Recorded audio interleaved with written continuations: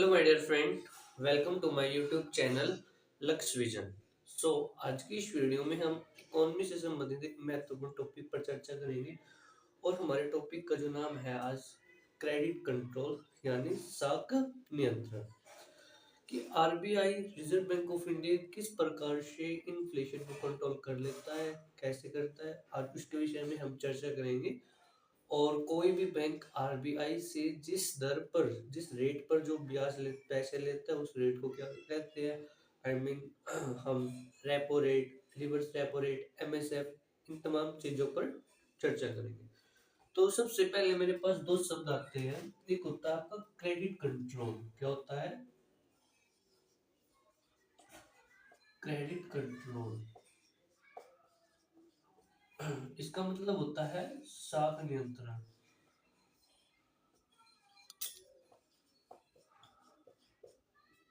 दूसरा शब्द आता है मेरे पास साख सृजन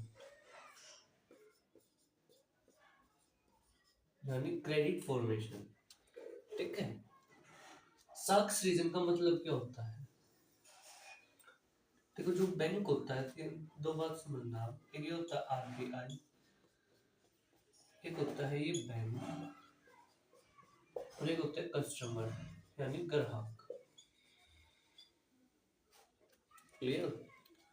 जो कस्टमर होता है, कस्टमर को अगर पैसे की आवश्यकता है, पैसों की जरूरत है, तो वो किससे ऋण लेता है?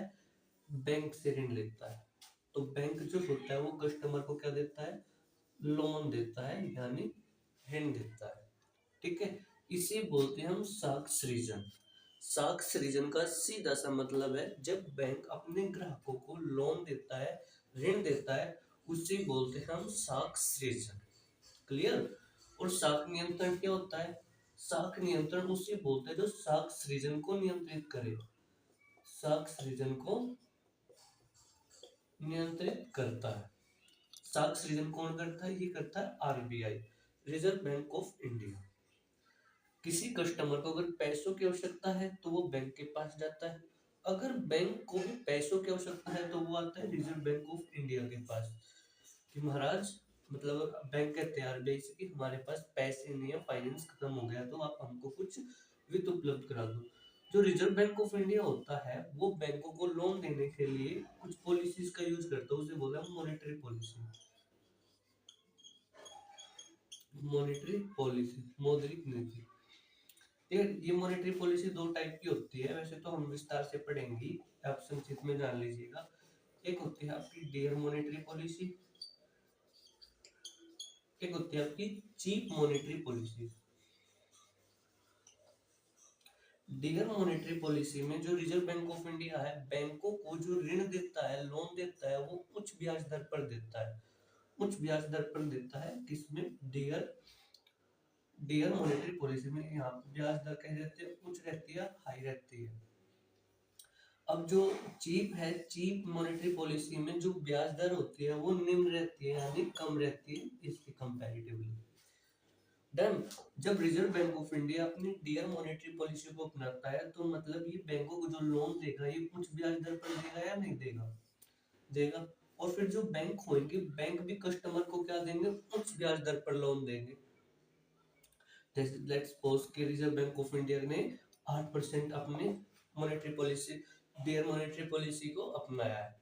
मतलब रिजर्व बैंक ऑफ इंडिया कहता है कि अगर भाई किसी भी बैंक को लोन चाहिए तो हम उसको 8% पर देंगे। अब कोई बैंक 8% पर लोन देगा तो ऑब्वियस है कि वो कस्टमर को 10 पर भी दे सकता है, 11 पर भी, 12 पर भी। मतलब अपना प्रॉफिट कमाने के लिए वो 12% पर देगा। तो कौन सा ग्राहक लेना चाहेगा भाई 12% पर लोन लेने के लिए? नहीं। तो जब जब मार्केट में इन्फ्लेशन बढ़ता है, इन्फ्लेशन का मतलब है कि लिक्विडिटी की मात्रा बढ़ती है, तो reserve Bank of India always याद रखना है अपने डियर मॉनेटरी पॉलिसी को अपनाता है, जिससे वो उच्च ब्याज दर रख लेता है ताकि कस्टमर जो होंगे वो ज्यादा लोन ले पाएंगे। जब Reserve Bank of India cheap monetary policy को अपनाता है मतलब वो अपनी ब्याज दर 5% रख लेता है। जैसे यहाँ पर उन्होंने 5% रख लिया तो ऑब्वियस है कि बैंक कितने पर देगा? 8 पर देगा। ठीक है, मतलब रिजर्व बैंक ऑफ इंडिया क्या करता है? साख नियंत्रण करता है। जब अगर रिजर्व बैंक ऑफ इंडिया ने अपनी इंटरेस्ट रेट, अपनी ब्याज दर को उच्च किया है ऑब्वियस है कि जो बैंक होंगे वो कस्टमर को लोन देने से हिचकिचाएंगे या कस्टमर भी लोन लेने से हिचकिचाएगा। तो एक प्रकार से जो रिजर्व बैंक ऑफ इंडिया की जो मॉनेटरी पॉलिसी है, ये क्या कर रही है, साख नियंत्रण का कार्य कर रही है। मतलब कि इसको कितना लोन देना है या नहीं देना है, इसको कौन कंट्रोल करता है, रिजर्व बैंक ऑफ इंडिया की मॉनेटरी पॉलिसी। अगर Reserve Bank of India dear monetary policy को अपनाती है तो ऑब्वियसली कोई भी कस्टमर नहीं लेना चाहिए क्योंकि कुछ ब्याज दर पर, ठीक है। इंडियन मॉनेटरी पॉलिसी और रिजर्व बैंक ऑफ इंडिया कब अपनाता है, इन्फ्लेशन की सिचुएशन में।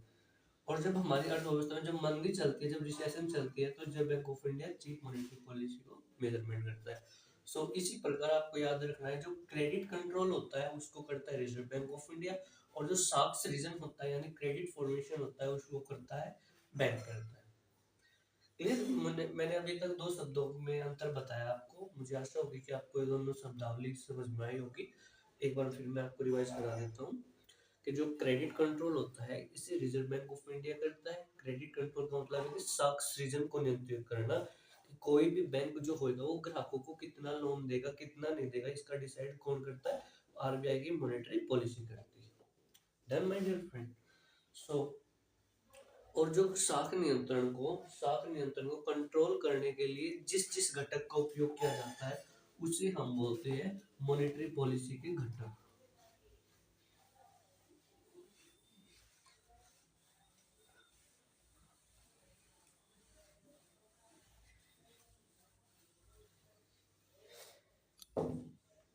शाख नियंत्रण क्रेडिट कंट्रोल को कंट्रोल करने के लिए जिस कंपोनेंट का यूज किया जाता है उसे बोलते हैं component of monetary policy. Component of monetary policy, ठीक है। मौद्रिक नीति के घटक ये दो प्रकार के होते हैं भाई। एक होता है आपका क्वांटिटेटिव, यानी एक होता है आपको क्वालिटेटिव, इसको बोलते हैं हम गुणात्मक, मात्रात्मक, सॉरी मात्रात्मक, मात्रात्मक बोलते हैं गुणात्मक नहीं। इसको बोलते हैं क्वांटिटेटिव, क्वांटिटेटिव को हम बोलते हैं, नहीं क्वालिटेटिव को गुणात्मक, एक्सट्रीमली सॉरी, क्वालिटेटिव को बोलते हैं हम क्वाली का मतलब क्वालिटी, क्वालिटी मतलब गुण, तो इसको बोलते हैं हम गुणात्मक, सॉरी एक्सट्रीमली। और वो क्वांटिटेटिव, वो क्वांटी का मतलब मात्रा का, ये मात्रात्मक, कंफ्यूज हो जाता है इसलिए आप भी ट्रिक से याद रखना। क्वालिटी का मतलब है गुणात्मक, गुणा, और क्वांटिटेटिव मात्रात्मक, ठीक है। क्वांटिटेटिव में जो रिजर्व बैंक ऑफ इंडिया होता है ये तो इजीली है, इसमें तो रिजर्व बैंक ऑफ इंडिया शाख नियंत्रण, शाख की राशनिंग क्या होता है हम डिस्कस करेंगे। इसमें नैतिक दबाव होता है,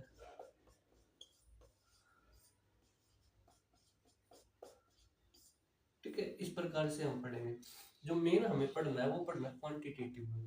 क्वांटिटेटिव में जो रिजर्व बैंक ऑफ इंडिया क्या करता है, ध्यान से इसका एक ग्राफ सा बना देता हूँ, आप उससे समझ लेना। क्वांटिटेटिव में हम पहला पढ़ेंगे आपको बैंक रेट के बारे में। किसके बारे में, बैंक रेट,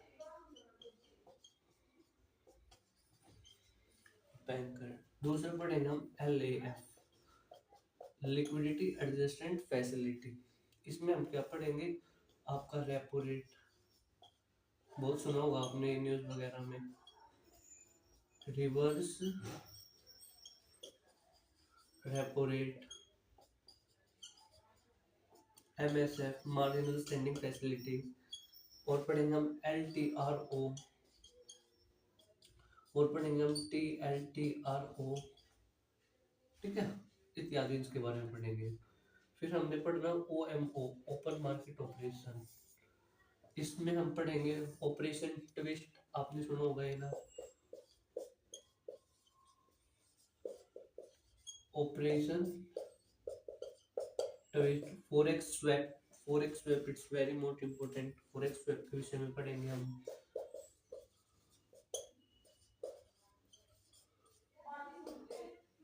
ठीक है। और इसमें हम गैस गवर्नमेंट सिक्योरिटीज के बारे में भी हम पढ़ेंगे इसमें, ठीक है। और एक यहाँ पर स्पेस नहीं है, तो इसका मतलब ये 1 नंबर का हो गया, सेकंड, ये थर्ड, तो मैं 4th नंबर का यहाँ पर लिख दे रहा हूँ। कभी अभी इसके 4 क्या, 1 2 3 4 VRR, variable reserve system, VRS आएगा, वेरिएबल रिजर्व सिस्टम। इसमें हम पढ़ेंगे CRR, cash reserve ratio, SLR, statutory liquidity ratio, और एक आपका ICRR, incremental cash reserve ratio. So इसके बारे में हमें पढ़ना, तो सबसे पहले हम डिस्कस करेंगे बैंक रेट पर, ठीक है। आप ये उतार लीजिएगा।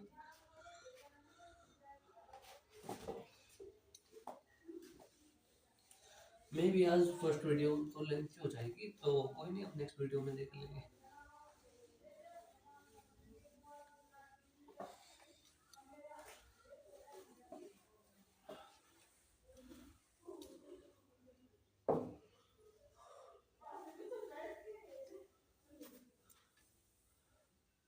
सबसे पहले हेडिंग डाल लीजिएगा बैंक रेट।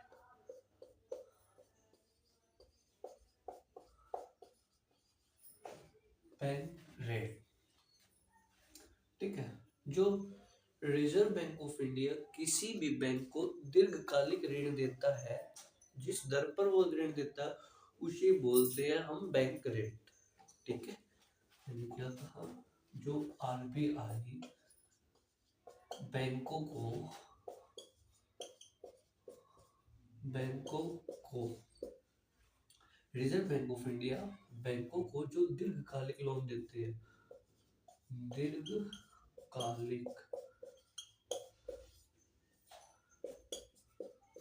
दीर्घकालिक जो ऋण देते हैं, ठीक है। और रिजर्व बैंक ऑफ इंडिया उस पर जो इंटरेस्ट लगाता है अपने दीर्घकालिक ऋण पर, उसे ही हम बोलते हैं बैंक रेट। वर्तमान में ये कितना है, 6.5, सबसे ज्यादा यही है।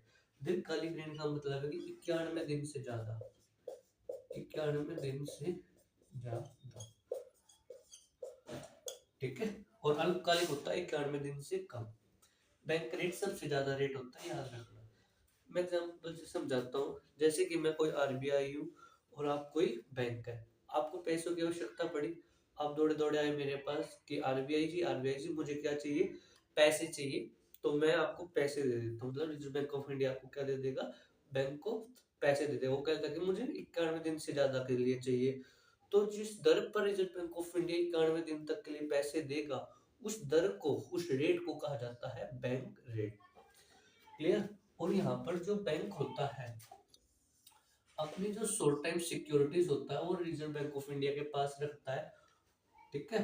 सिक्योरिटी, जो बैंक होता है वो सिक्योरिटी को किसके पास रखता है, RBI के पास, कि महाराज कि ये मैं आपसे ले रहा हूँ 10 करोड़ रुपए लोन, और ये मेरी है 10 करोड़ 50 लाख, 10 करोड़ 50 लाख की मेरे पास सिक्योरिटी है। अगर मैं आपके किसी कारणवश पैसे नहीं चुका पाऊँ, तो आप इस सिक्योरिटी को मार्केट में सेल कर कर उनसे पैसे हजम ले लेना, ठीक है। इस प्रकार की जो सिक्योरिटी जो रखी जाती है, वो हमेशा जितना मूल्य लिया, जितने पैसे लिए गए हैं, उससे अधिक मूल्य पर रखी जाती है।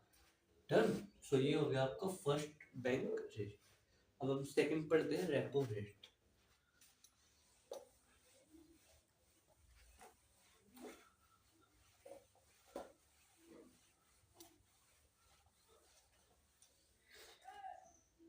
सेकंड है आपका, अब हम LAF में आ जाएंगे।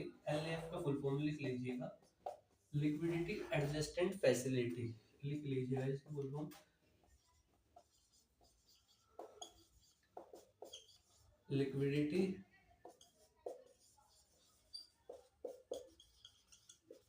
Adjustment facility. हिंदी में मैं बोल देता हूँ, लिख लीजिएगा, तरलता समायोजित सुविधा।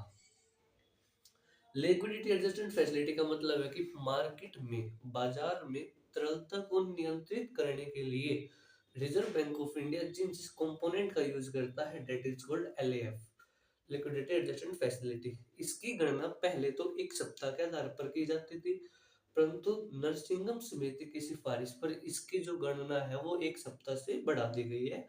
आई मीन 15 दिन तक कर दी गई है। अब हर 15 दिन में reserve Bank of India LF की गणना करता है। ठीक है, एलएफ का मतलब है कि मार्केट में कितनी लिक्विडिटी का मतलब कितना पैसा है। अगर लिक्विडिटी ज्यादा होगी तो रिजर्व बैंक ऑफ इंडिया अपनी डिगर मॉनेटरी पॉलिसी को यूज करते हुए उस लिक्विडिटी को कंज्यूम करने का प्रयास करता है। और तो और गवर्नमेंट सिक्योरिटीज को क्या करता है, वो क्या करता है, सेल करता है। सेल करने से भी लिक्विडिटी कंज्यूम हो जाती है। ठीक है माय डियर फ्रेंड। सो इसमें जो हम सबसे पहले पढ़ेंगे वो पढ़ेंगे आपका रेपो रेट। रेपो रेट क्या होता है? रेपो रेट ध्यान से समझना। आरबीआई जो रिजर्व बैंक ऑफ इंडिया है, ये बैंकों को दो प्रकार का ऋण देता है। कितने प्रकार का ऋण देता है? 2 प्रकार का। एक का मतलब है अल्पकालिक और दूसरा है आपका दीर्घकालिक।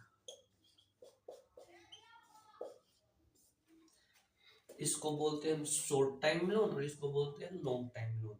रिजर्व बैंक ऑफ इंडिया बैंकों को 2 प्रकार का ऋण देते हैं, अल्पकालिक और एक दीर्घकालिक। दीर्घकालिक का मतलब है कि 91 दिन से अधिक। ठीक है, और अल्पकालिक का मतलब है कि 91 दिन से कम। रिजर्व बैंक ऑफ इंडिया जब अपना अल्पकालिक ऋण जिस दर पर देता है उसे बोलते हैं हम रेपो रेट। क्या बोलते हैं? Repo rate. और रिजर्व बैंक ऑफ इंडिया जब दीर्घकालिक ऋण 91 दिन से ज्यादा देता है तो उसे बोलते हैं हम बैंक रेट, जिस पर अभी हमने चर्चा करके आए हैं। बैंक रेट जो होता है वो रेपो रेट से ज्यादा रहता है क्योंकि इसमें दीर्घकालिक ऋण चाहिए। Clear my dear friend? अल्पकालिक ऋण। आपको रेपो रेट पता लग गया कि रिजर्व बैंक ऑफ इंडिया बैंकों को जो अल्पकालिक ऋण का मतलब है कि 91 दिन से कम दिन तक का जो लोन प्रोवाइड कराता है उसे हम बोलते हैं रेपो रेट। रेपो रेट 2 प्रकार के होते हैं, ओवर द टर्म रेपो और एक नाइट रेपो। अब उस पर भी हम चर्चा कर लेते हैं। ये आपको मैंने करा दिया। जो आपका ये रेपो रेट होता है ये कितने प्रकार का होता है? 2 प्रकार का होता है। पहला हो गया आपका over the term repo, over the term repo, और एक हो गया आपका नाइट रेपो, नाइट रेपो। अब इसका क्या मतलब है ध्यान से समझिएगा। जब कोई भी बैंक आरबीआई से एक दिन के लिए सिर्फ एक दिन के लिए ऋण लेता है और उस पर रिजर्व बैंक ऑफ इंडिया जो ब्याज दर देता है उसे बोलते हैं हम ओवर टर्म रेपो रेट। ठीक है, जब जैसे कि मैं कोई बैंक को मुझे एक दिन के लिए लोन चाहिए, मैं आरबीआई से कहता हूँ कि आरबीआई जी मुझे ना सिर्फ एक दिन के लिए लोन चाहिए, आप मुझे सिर्फ एक दिन दो, मैं अगले दिन आपका पे कर दूंगा। तो रिजर्व बैंक ऑफ इंडिया उस एक दिन दिए गए ऋण पर भी ब्याज लेता है, उसको बोलते हैं हम ओवर द टर्म रेपो। यहाँ पर जो रिजर्व बैंक ऑफ इंडिया है वो अपने एनडीटीएल का, ठीक है, नेट डिपॉजिट टाइम लायबिलिटी होता है, इसके विषय में हम चर्चा करेंगे। अपने एनडीटीएल का सिर्फ और सिर्फ 0.5% ही क्या दे सकता है? लोन दे सकता है। लेट्स सपोज कि मेरा एनडीटीएल 100 करोड़ है। कितना है? 100 करोड़। 100 करोड़ का 0.5% कितना होएगा भाई? इसको निकालो, एक जीरो एक हो गई। ठीक है, 0.5%। ठीक, 0.5% का मतलब है कि 5 लाख। ठीक है, 0.5% ही हमको क्या देगा? वो लेने देगा, उसे बोलते हैं ओवर टर्म रेपो। जब कोई भी बैंक आरबीआई से एक दिन से अधिक टाइम पर लोन लेता है तो उसे बोलते हैं नाइट रेपो। इसमें ये नहीं है 2 दिन का लेगा 3 दिन का, मतलब कि 7 के गुणनफल, 7 के क्या चलने चाहिए? गुणनफल, 7 के गुणनफल पर चलना चाहिए। जैसे कि किसी बैंक को 7 दिन के लिए लोन चाहिए, 14 दिन के लिए लोन चाहिए, 20, आप 7 के टेबल पढ़ते चले जाना 13 तक, तो 13 7 91 आ जाएगा, तो उसे बोलते हैं हम नाइट रेपो। और यहाँ पर जो है अपने एनडीटीएल का वो 0.75% क्या दे सकता है? लोन दे सकता है Reserve Bank of India. Done. एक बार मैं आपको फिर से रिवाइज करा देता हूँ। रेपो रेट वो रेट होता है जिस पर आरबीआई बैंकों को अल्पकालिक समय के लिए उधार देते हैं, उसे हम बोलते हैं रेपो रेट।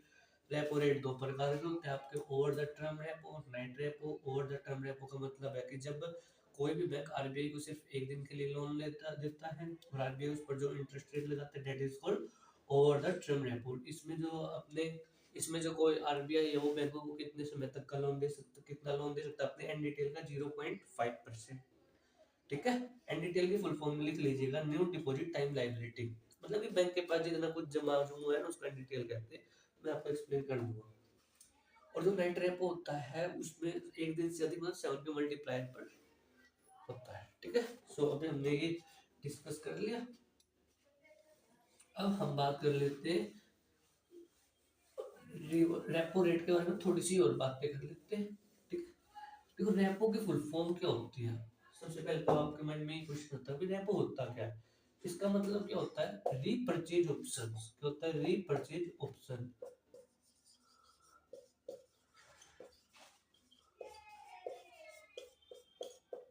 रीपरचेज ऑप्शन, ठीक है, पुनर्क्रय विकल्प। मतलब रीपरचेज ऑप्शन का मतलब क्या होता है कि बैंक क्या कहते हैं आरबीआई से कि महाराज आज आप हमको इतने पैसे दे दीजिएगा, एक निश्चित समय के बाद हम आपके उतने पैसे चुकाकर आपसे अपनी सिक्योरिटीज को ले लेंगे। क्या मतलब हुआ इसका, ये तो समझ में नहीं आया, कोई बात नहीं मैं समझाता हूँ। रीपरचेज ऑप्शन का मतलब क्या होता है, ये क्या है आरबीआई और ये क्या है बैंक है। ठीक है, जो बैंक होता है आरबीआई से, रिजर्व बैंक ऑफ इंडिया से क्या लेता है, यहाँ से लोन लेता है, ऋण लेता है। और आरबीआई उस ऋण पर जो इंटरेस्ट लगाता है उसे क्या बोलते हैं हम, रेपो रेट। ठीक है, बैंक आरबीआई से जो लोन लेता है उसके बदले आरबीआई में ही अपनी सिक्योरिटी जमा करता है। क्या करता है, सिक्योरिटी यानी प्रतिभूति देता है। जैसे कि बैंक को जरूरत है 100 करोड़ रुपए की, 100 करोड़ रुपए के लिए वो रिजर्व बैंक ऑफ इंडिया के पास आता है और रिजर्व बैंक ऑफ इंडिया से कहता है कि महाराज मेरे सामने फाइनेंशियल क्राइसिस आ गया है, कृपया करके आप मुझे इतना वित्त उपलब्ध करा दीजिएगा। रिजर्व बैंक ऑफ इंडिया कहता है ठीक है कोई नहीं, आप आइए मेरे पास, मैं आपको इतना वित्त उपलब्ध कराता हूँ। कितना बोला, 100 करोड़ रुपए।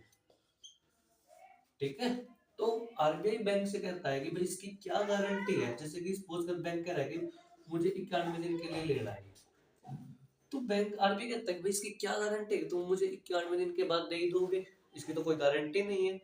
तो आरबीआई बैंकों से कहता है कि भाई तू ना जो 100 करोड़ है रुपए की है, 100 करोड़ से कुछ ज्यादा अमाउंट, लेट्स 101 करोड़ रुपए, तू मेरे पास 101 करोड़ रुपए की सिक्योरिटी रख दे मेरे पास। सिक्योरिटी का मतलब प्रतिभूति रख दे। अगर कल को मतलब 91 दिन के बाद तू मेरे को ये पैसे नहीं चुका पाया, तो कम से कम मैं ये तेरी सिक्योरिटी को सेल करके अपने आप को तो बचा लूंगा, अपने आप को तो सेव कर लूंगा। ठीक है, सो इसीलिए जो बैंक आरबीआई से जो ऋण लेते हैं तो आरबीआई उस पर क्या करता है, बट्टा करता है। बट्टा करने का मतलब है कि जो सिक्योरिटीज का जो फेस वैल्यू है उससे कम, मतलब जितना उसने लोन दिया उससे अधिक मूल्य पर वो सिक्योरिटी लेता है, सिक्योरिटी रखवा लेता है कि भाई 100 करोड़ रुपए के पास प्रतिभूति रख दो। ठीक है, इसे ही हम बोलते हैं रीपरचेज ऑप्शन। बैंक आरबीआई से कहता है कि हम आपको कुछ निश्चित समय के लिए आपसे क्या अपनी सिक्योरिटी रखते हैं और एक निश्चित समय के बाद हम आपको आपका पैसा लौटा देंगे और अपनी सिक्योरिटीज को ले लेंगे। इसी का मतलब होता है रीपरचेज ऑप्शन। मतलब आज हम जिस लिए आपसे पैसे ले रहे हैं एक समय के उपरांत आपको हम ये पैसे लौटा देंगे और अपने सिक्योरिटीज को ले लेंगे। That is called repurchase option. ठीक है, रीपरचेज ऑप्शन भी दो प्रकार के होते हैं।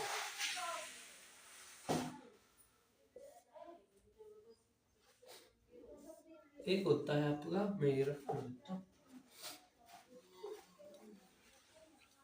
जो रीपरचेज ऑप्शन होता है वो भी दो प्रकार का होता है। कौन कौन सा बता, एक होता है फिक्स्ड रेपो रेट या आरआरआर, एक होता है वेरिएबल आरआर, वेरिएबल आरआर।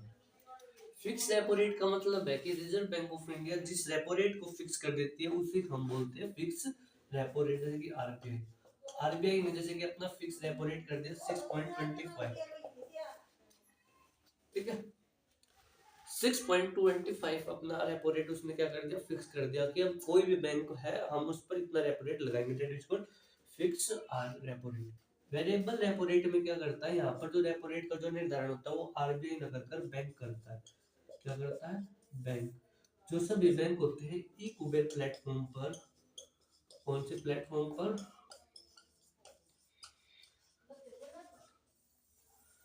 ई कुबेर प्लेटफॉर्म पर सभी बैंक ऑक्शन के माध्यम से, इसके माध्यम से, ऑक्शन, ऑक्शन का मतलब होता है बोली, बोली लगाते हैं कि महाराज हम लेंगे आपसे 7% पर, दूसरा बैंक कहता है कि हम 7.50, तीसरा कहता है हम 7.75, इस प्रकार से बोली लगती है।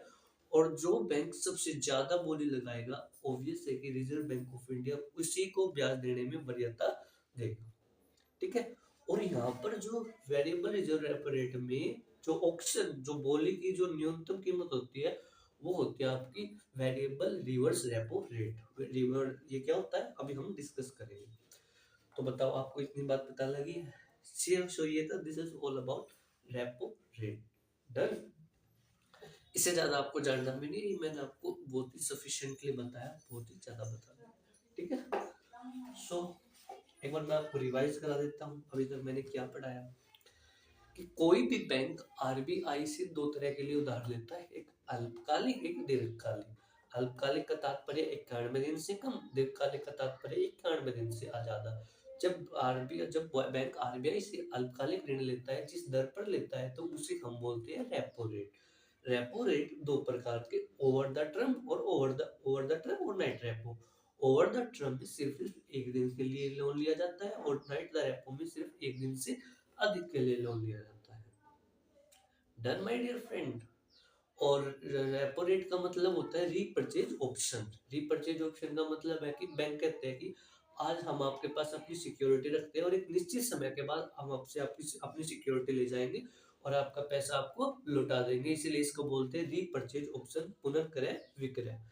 ये भी दो प्रकार का होता है, एक फिक्स होता है और एक वेरिएबल होता है। फिक्स में जो फिक्स रेपो रेट में जो रेपो रेट का जो निर्धारण है वो रिजर्व बैंक ऑफ इंडिया करता है, और जबकि वेरिएबल रेपो रेट में आप बैंक जो होते हैं खुद ऑप्शन के माध्यम से इसकी बोली लगाते हैं। सो ये था, दिस इज ऑल अबाउट आपका एमओ, रेपो रेट। अब हम बात कर लेते हैं, इससे अगला है आपका एमएसएफ। एमएसएफ का मतलब marginal standing facility. Marginal standing facility मैं एक बार चेक कर लेते हैं आपको विजिबल भी है या नहीं है। नहीं चल रहा, everything is visible my dear friend.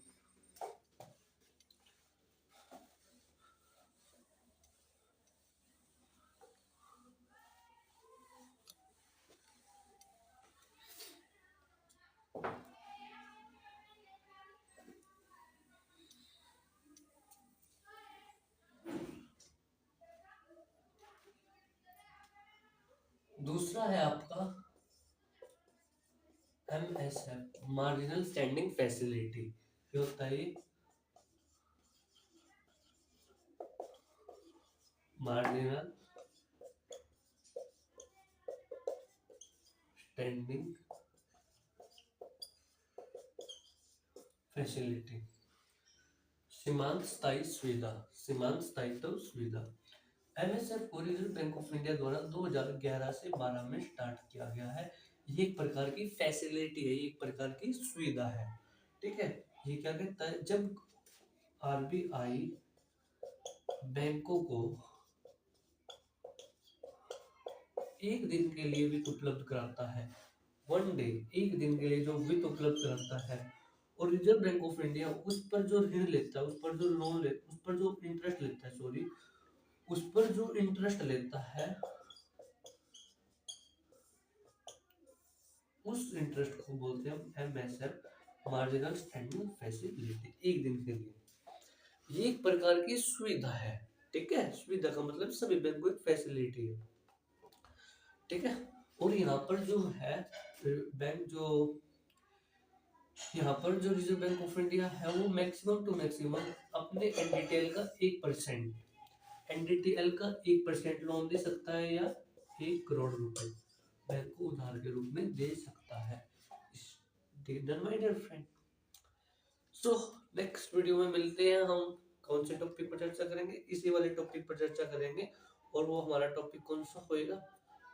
Topic तो यही होएगा, मतलब लिक्विडिटी एडजस्टमेंट फैसिलिटी में हम रिवर्स रेपो रेट के बारे में डिस्कस करेंगे। सो आज की इस वीडियो में हमने रेपो रेट और रिवर्स रेपो रेट और एमएसएफ के बारे में चर्चा की, ठीक है। सो आज मेरी तबीयत भी खराब है, सो आपको लग भी रहा होगा। सो मिलते हैं नेक्स्ट वीडियो में माय डियर फ्रेंड। तब तक के लिए आप पढ़ते रहिए, पढ़ाते रहिए।